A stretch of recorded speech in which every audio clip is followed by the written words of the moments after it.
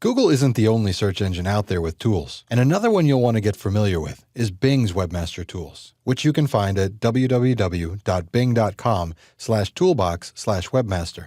Much like Google Webmaster Tools, this will allow you to learn what information Bing has about the pages of your site, and it gives you a chance to provide Bing with a few instructions about how to index them. You'll need to have an account with Bing, and once you're logged in, you'll need to submit a domain to gain access. When adding a site, you'll have two quick options right off the bat. First, you can provide the URL to your XML sitemap if you've got it. And if you don't worry, you can always do this later. You can also select what time of day your site gets the most traffic, and if you do this, Bing will try to crawl your site during off-peak times. Your next step is to verify that you own and control this website.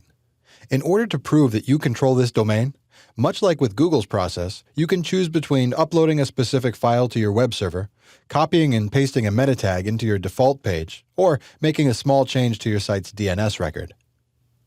Once you've verified a website, you can click into it and you'll see a dashboard containing statistics that can give you an idea of your search visibility for clicks and impressions over time, as well as any recent crawling and indexing trends.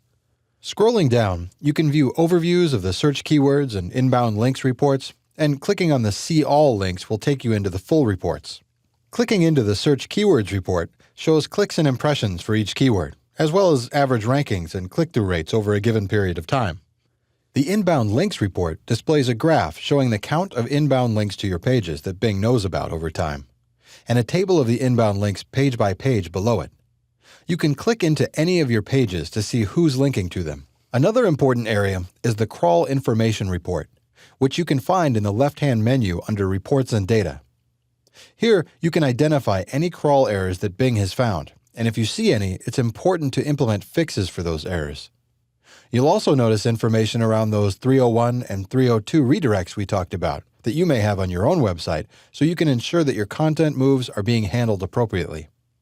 While you should certainly take some time to look around and explore the other reports in the Reports and Data section, it's also important to make sure that you're providing Bing with whatever information you can about your site. And this is done in the Configure My Site section. Here, you can manage your XML sitemaps, configure any URL parameter rules that will help Bing understand your URLs, control how Bing crawls your site, tell it what pages it's allowed to see, and more. Last, don't forget to explore the Diagnostics and Tools section, where you'll find a host of tools to help you further optimize your site.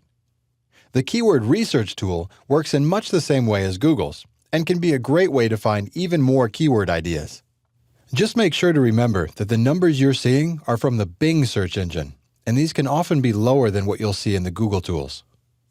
You should also take some time to play with the SEO Analyzer tool. This works a lot like the Moz on-page grader that we looked at earlier, providing you information about any errors or issues you can fix for the page you've entered in.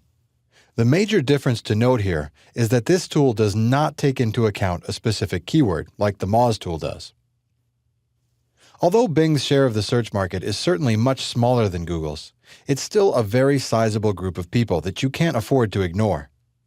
And not only do Bing's Webmaster Tools give you the ability to optimize your Bing presence as best you can, they can also provide a richer set of data and an alternate point of view for your overall SEO strategy.